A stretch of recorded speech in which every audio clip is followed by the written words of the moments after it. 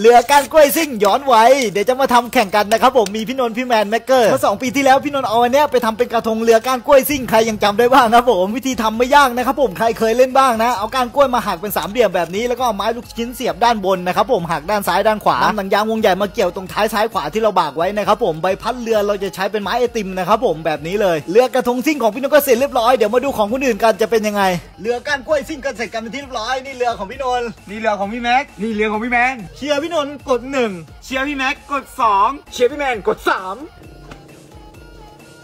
เตรียม3 2 1ไปแล้วจับ2 3 2เอ้ย